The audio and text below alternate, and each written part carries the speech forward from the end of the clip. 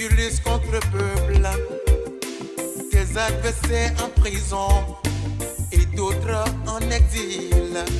Aucune force n'est éternelle, il faut que tu le saches. On est fort pour un temps, on ne peut l'être pour toujours. Je ne comptais pas gracier Madougou. Je ne soutiendrai pas la loi d'amnistie. Je cite, « Pardonne-nous nos offenses, comme nous aussi nous pardonnons à ceux qui nous ont offensés. » Fin de citation.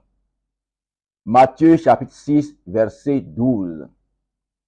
Le lundi 27 décembre 2023, l'ancien président de la République, Boni Yayi, a été, sur l'invitation du président de la République en exercice, M.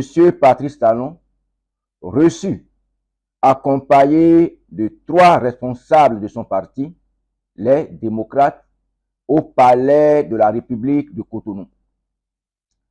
Outre le sujet de la liste électorale inscrite à l'ordre du jour par le président Talon, la principale doléance du président Yayi fut la remise en liberté du professeur Joël Aïvo, de la ministre Rekia Madougou, des autres prisonniers politiques et le retour sécurisé des exilés politiques au Bénin. La position du président Talon par rapport aux prisonniers politiques les plus connus, Aïvo et Madougou, est sans appel. La question de Rekia, Aïvo et autres présidents, elle est en prison. Elle a condamné, moi je dis, je n'ai pas pris la décision de la gracier. Vous le savez, ce n'est pas un secret pour personne. Les grâces qui ont été prononcées ne figurent pas parmi les grâces. Peut-être que c'est la gracier demain, je ne sais pas. Demain, à chaque jour, sa peine et ses entendements, engagements et consorts, mais aujourd'hui, elle n'est pas graciée. Je vous avais dit ça, monsieur le président, ce n'est pas la première fois, je vous ai dit que je ne comptais pas la gracier. Je vous ai dit ça. Bon? Oui, je vous ai dit ça. Vous avez oublié? J'ai dû oublier alors. J'étais un peu distrait peut-être. Non, je vous ai dit ça. La fois que je vous ai dit que je n'étais pas dans mes intentions. Voyez-vous avec quel ton hautain le président Patrice Talon s'adresse au président Boni Yayi, son aîné en âge et dans la fonction présidentielle. C'est scandaleux pour l'image du Bénin et l'éducation de la génération montante. Je cite, « Avant la ruine, le cœur de l'homme s'élève, mais l'humilité précède la gloire. » Fin de citation. Proverbe, chapitre 18, verset 12. La douceur des propos du président Yayi dans cette vidéo nous enseigne l'humilité et la grandeur d'esprit d'un homme d'État. La gravité du ton, la mimique et la gestuelle qui ont accompagné la réponse du président Talon ont inquiété les Béninois, le monde entier, et profondément indigné plusieurs chefs d'État qui ne conçoivent pas qu'un chef d'État puisse s'adresser à son aîné, son prédécesseur, en des termes aussi frustrants et humiliants. Cette posture vindicative, tranchée et de non-pardon n'est pas bonne pour l'image et l'honneur du président Talon.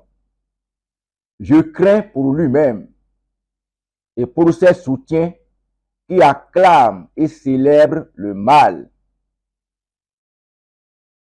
Je cite, « Malheur à ceux qui appellent le mal bien et le bien mal, qui changent les ténèbres en lumière et la lumière en ténèbres, qui changent l'amertume en douceur et la douceur en amertume. » Ésaïe chapitre 5, verset 20. Parfois, le pardon peut être une faute. Parfois, le pardon, le fait de pardonner quelque chose peut être une faute pour la communauté. Monsieur le Président, le pardon n'a jamais été et ne sera jamais une faute. Un individu qui confesse haut et fort son refus de pardonner ne porte pas en lui les fruits de l'amour. Un tel individu est habité par la haine et la méchanceté, des fausses destinées à l'engloutir tôt ou tard. Proclamer haut que le pardon est une faute contrarie les valeurs morales enseignées par toutes les religions et pratiquées dans toutes les civilisations du monde. Dire que le pardon est une faute, c'est promouvoir la loi du talion, souvent symbolisée par l'expression œil pour œil, dent pour dent. Venant d'un président de la République, chef de l'État, le Bénin est en danger. Le plus choquant est que Patrice Talon, qui fait cette confession, n'aurait jamais foulé le sol béninois et devenir président de la République s'il n'avait bénéficié du pardon de Boni Yayi, qu'il a tenté à plusieurs reprises de tuer. Je cite, « Le fait de pardonner quelque chose peut être une faute pour la communauté. » Fin de citation. Patrice Talon insinue face à Boni Yayi qu'il a commis une faute en le pardonnant, raison pour laquelle lui, Talon, est devenu une calamité pour le Bénin depuis 2016. Mais il a oublié que l'humanité compte peu d'individus ayant les caractères de Patrice Talon qui combinent méchanceté, haine, ingratitude et qui se réjouissent du mal. Après les événements de 2012 et 2013, j'ai pardonné. La position du président Talon par rapport aux exilés politiques est également sans équivoque. Quand on parle des gens en exil, il y en a parmi eux qui ont été seulement appelés à répondre de leur gestion, à répondre de ce que des fonds, par exemple, ont disparu, répondre de ce qu'on leur reproche un délit de droit commun. Ce n'est pas qu'ils ont commis une faute politique ou bien ils ont commis une faute dans le champ politique direct. Donc, Monsieur le Président, moi je ne peux pas soutenir le fait que les acteurs politiques doivent être amnistiés systématiquement de tout délit. Parce qu'ils sont acteurs politiques. Si jamais on fait la promotion d'une telle chose, alors tous les Béninois deviendront des acteurs politiques, deviendront des chefs de partis politiques ou des acteurs politiques pour que toute faute soit impunie au Bénin. Quelqu'un pose des actes attentatoires à la vie d'autres dans le processus électoral. Là encore, je peux comprendre que dans le processus électoral. Et on dit que cet acte-là doit être impérativement amnistié. Impérativement. Quand est-ce que, au Bénin, nous allons instaurer un climat d'équité, de sorte que, qu'on soit acteur politique ou non, on répond de ces actes. Moi, je n'ai pris aucun décret pour envoyer un acteur politique ou un Béninois en exil. Le président Talon ne cesse de nous surprendre. Je n'ai signé aucun décret pour envoyer quelqu'un en exil, comme si la chose se faisait, comme si l'exil se décrétait. Oudjinkaweme, qui avait signé le décret d'exil de Patrice Talon. Mais si vous suivez l'actualité politique au Bénin un petit peu, si vous êtes assez un peu impliqué ou suivi de loin, vous avez dû savoir qu'en 2007, alors que le président Boni Yayi venait s'installer à la Marina, à peine un an après, le président Boni Yayi a créé l'FCBE. pour les élections législatives qui ont eu lieu en 2007. Patrice Talon a combattu FCBE en 2007, visiblement. Et j'ai soutenu activement, visiblement, l'Alliance pour l'Ogedè. Et à l'époque, l'opposition avait gagné les élections législatives en 2007.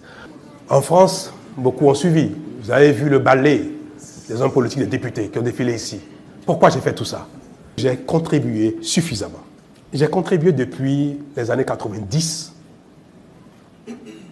en finançant les partis politiques.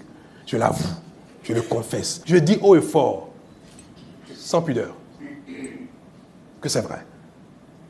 Je finance, j'ai financé, j'ai soutenu les partis politiques. Je l'ai fait jusqu'à récemment. La manipulation est ici clairement assumée par Patrice Talon. Patrice Talon a combattu FCBE en 2007, visiblement. Et j'ai soutenu activement, visiblement, l'Alliance pour l'Ogedè. Et à l'époque, l'opposition avait gagné les élections législatives en 2007. En France, vous avez vu le ballet des hommes politiques, des députés qui ont défilé ici. J'ai contribué suffisamment. J'ai contribué depuis les années 1990 en finançant les partis politiques. Je l'avoue, je le confesse. Je le dis haut et fort, sans pudeur, que c'est vrai. Sans commentaire, n'est-ce pas?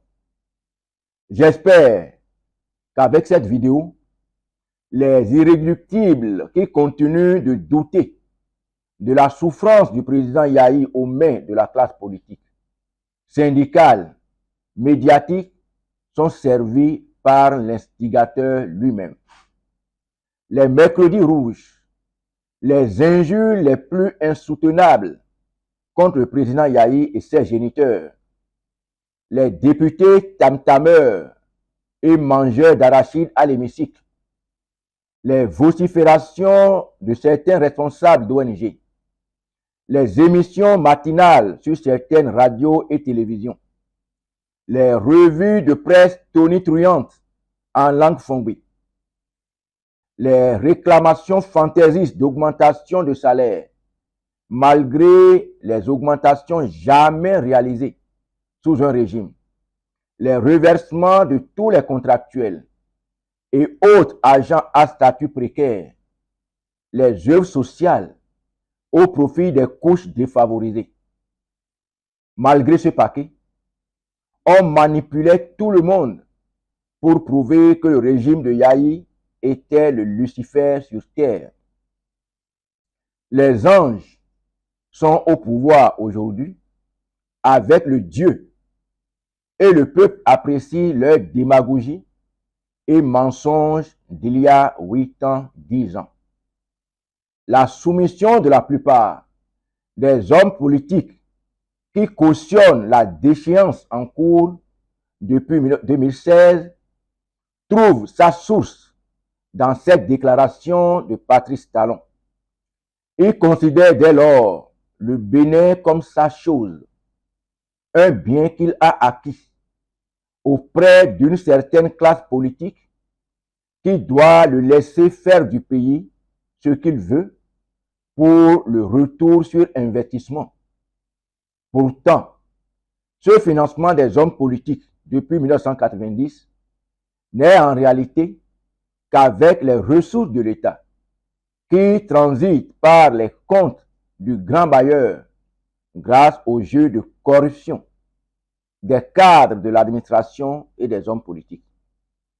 Le Bénin est tombé si profondément dans les abîmes que seule la volonté, l'engagement d'une jeunesse, d'hommes et femmes intègres, détachés du matériel et profondément fervents et soucieux du développement et du bien-être général de la population pourrait le sauver. Patrice Talon invite par ailleurs les exilés à venir répondre devant les tribunaux.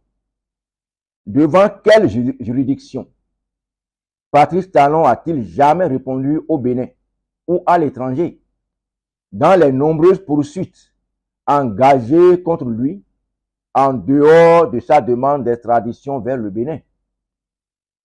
De Kérékou à Yayi, en passant par Soglo, Patrice Talon a eu des démêlés avec la justice et chaque fois que l'on veut l'arrêter pour répondre de ses crimes, il fait le mur. Le voilà en donneur de leçons.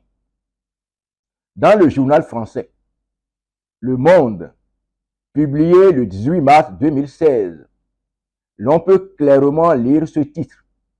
Bénin, les nombreuses casseroles du candidat Talon. Je cite quelques portions. Une ombre a plané sur la campagne électorale au Bénin. Les procédures judiciaires en cours en France, en Suisse et au Bénin contre l'ancien roi du coton. Je cite encore, la part d'ombre de Patrice Talon tient à la fois à son enrichissement considérable grâce à des subventions et à des appuis politiques et à la multiplication de poursuites judiciaires dont plusieurs sont encore ouvertes. C'est sur ce sujet que Lionel Zinsou lui a réservé ses rares attaques dans le débat télévisé qui a opposé les deux hommes jeudi 17 mars. Nous pouvons difficilement parler avec sérénité de la justice, a lancé le Premier ministre, parce que je n'ai pas une dizaine de procédures judiciaires contre moi. Et quelques instants plus tard, quand un justiciable comme vous est beaucoup plus puissant que la justice, il y a un problème. Cette dernière séquence des propos de Lionel Zinsou parlant de Patrice Talon traduit à suffisance les accointances de l'homme avec les milieux judiciaires depuis fort longtemps. Ce qui empêche certains juges de dire le droit, encore que Patrice Talon n'ait jamais eu le courage de se présenter devant les juridictions dont il sait bien gérer le personnel à sa manière. Maître Joseph Djogbenou, qui s'extasiait, connaît bien les pratiques de son client et la manière dont certains procès supposés gagnés l'avaient été au profit de son client. À chacun de se faire une opinion sur celui qui, en position d'autorité aujourd'hui, appelle d'honnêtes citoyens à venir répondre devant une justice instrumentalisée, non indépendante, une criette dont tout le monde sait que les décisions sont rédigées soit à la présidence de la République, soit au ministère de la Justice. Malgré ces nombreuses poursuites ouvertes contre Patrice Talon, il a obtenu le pardon de Boni Yayi et est rentré au Bénin. Veuillez remarquer la joie du retour de Talon au pays et l'appréciation du geste de Yayi par les citoyens.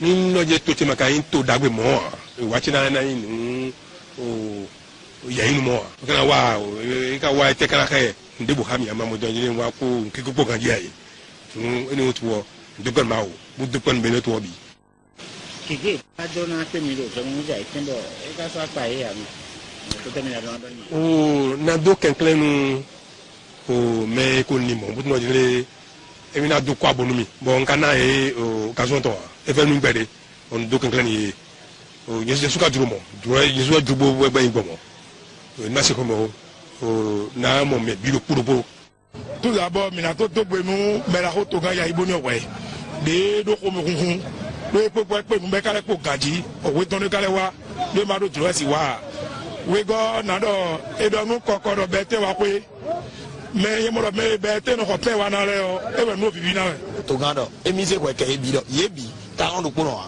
Yeme Coron il est bio, Yebiniwa, Mirotomefia Boko Olivier, Angelo Usuolowa, Baby Mofivo, Talon lo, Enewane, Dewa, Fifanité. Patrice Talon, qui a fui du Bénin, reconnaît enfin la bonté du président Yahi, des autorités du Bénin et du peuple béninois qui activement ont œuvré pour son retour au pays. Ah, c'est donc difficile de vivre en exil et retrouver son pays pourrait procurer de la joie. Une fois, le président Patrice Talon apprécie la qualité de la gouvernance de Yahi, qui a laissé un pays où les institutions fonctionnaient merveilleusement bien et où les principes démocratiques étaient sacrés. Président Patrice Talon, nous vous laissons à votre conscience avec vos déclarations méprisantes vis-à-vis des exilés. Dieu leur fera également grâce, plaise le ciel. Mais la bonne preuve que je suis là parmi vous. Je suis bien revenu chez moi, vous voyez bien, sain et sauf. Il ne reste qu'à remercier mes concitoyens et surtout rendre grâce au ciel de m'accorder cette grâce de retrouver la terre de mes ancêtres, ce pays que j'aime tant. Vous savez, je peux vous avouer que aller au charbon et vaincre la fatalité avec mes concitoyens est désormais mon défi ultime. Je vais y aller.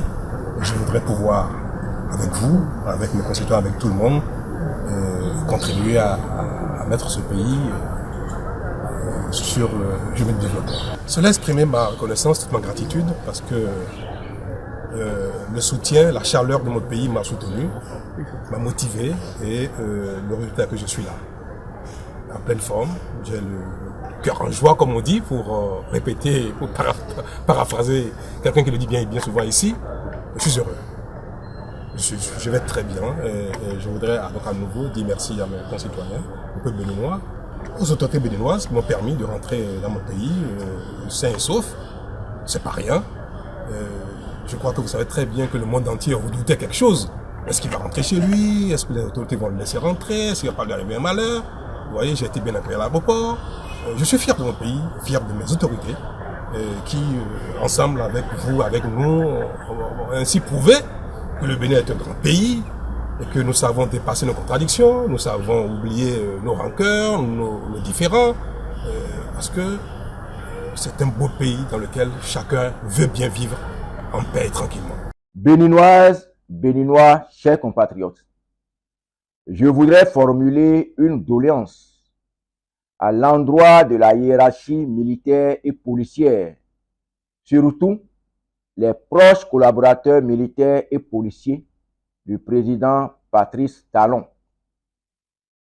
Un chef d'État ne compte que sur la force publique, incarnée par l'armée, la gendarmerie, la police d'une nation, pour exprimer sa toute-puissance.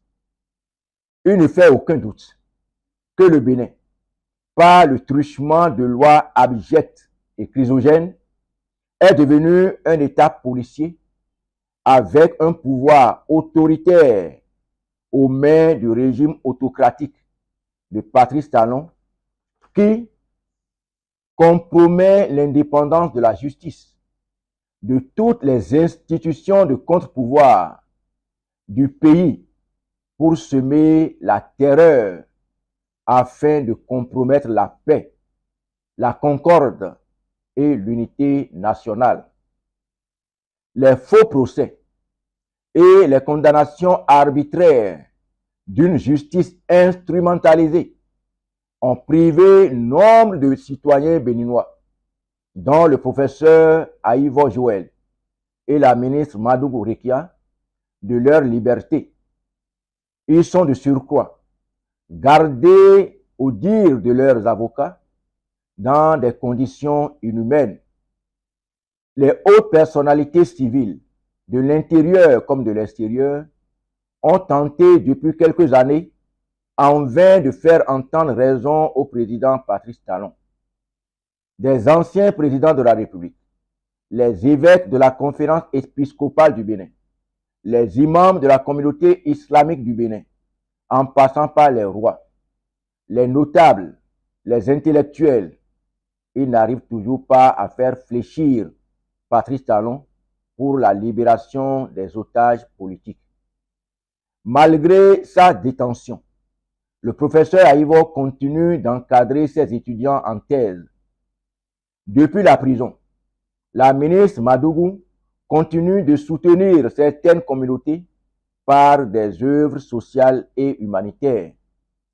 Ces deux personnalités, ainsi que tous les autres prisonniers politiques, ont des enfants à bas âge qui stressent en raison de la séparation prolongée d'avec leurs géniteurs. Veuillez penser à l'avenir de ces âmes innocentes. Quid des étudiants qui ont déjà perdu plusieurs années académiques?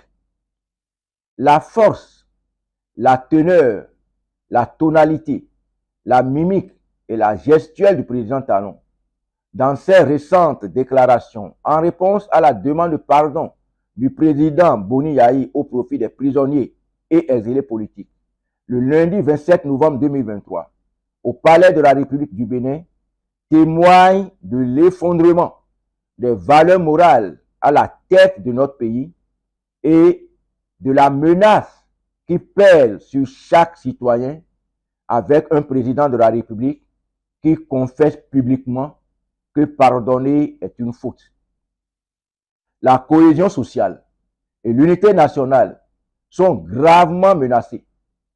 Ce n'est bon ni pour la mouvance ni pour l'opposition. Eu égard à ce qui précède, je suis au regret de remarquer que toutes les voies de recours pour obtenir la libération des otages politiques s'épuisent peu à peu. À présent, j'invite humblement le haut commandement militaire, rempart et gage de Patrice Talon, à aller lui dire qu'en toute chose, qu'il faut savoir raison garder. La doléance que je formule n'est pas une nouveauté. C'est le moment pour moi de faire une ultra confidence connue de peu de Béninois. Qu'ils vous souviennent que dans l'après-midi du lundi 4 mai 2015, la ville de Cotonou et environ, particulièrement les quartiers de Zobo, Kourounou, campus d'Abomey-Calavi, Zobadje, avaient été le théâtre de violentes manifestations qui ont occasionné d'énormes dégâts matériels. Il s'agit de l'arrestation manquée de l'honorable Kandine Azanaï.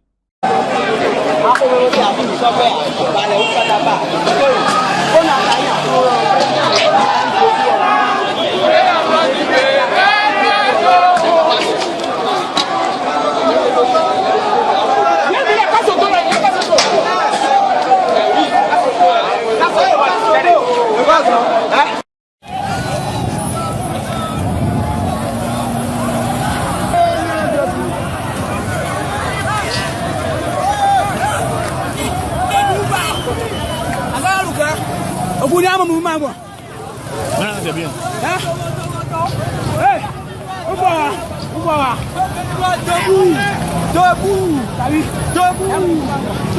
Ce que l'opinion et les militants de l'honorable ont globalement retenu était que le député n'avait pas été arrêté parce qu'il avait réussi une résistance. Certes, l'honorable Azanaï avait organisé une grande résistance, mais cela seul n'était pas suffisant pour empêcher son arrestation ou son départ de Cotonou ce jour-là. Il y avait eu d'autres facteurs déterminants que je voudrais révéler. Face à l'insécurité qui pesait sur la ville de Cotonou en cette soirée, et particulièrement sur les fonctionnaires et usagers des routes qui se rendaient à Godomé, Ouida, Lomé, Calavi, Alada, Boycon et le Nord, certains responsables de la garde républicaine, l'aide de camp, en la personne du colonel Issa Abou, se sont rapidement concertés. Ils ont retenu d'aller voir le président de la République, Dr Boni Yayi, pour l'inviter à ordonner le retrait des éléments des forces de sécurité publique. En raison du niveau de la tension et de la colère du chef de l'État cette nuit, il restait celui qui aura le courage, le premier à aborder le sujet en présence du président de la République. Je ne sais qui a donné mon nom. J'ai été appelé par le colonel Issa Abou, qui me demandait de venir de toute urgence au domicile privé du chef de l'État. Ce que j'ai fait les minutes qui ont suivi en quittant mon cabinet au ministère de la Justice, situé au carrefour des 3 banques.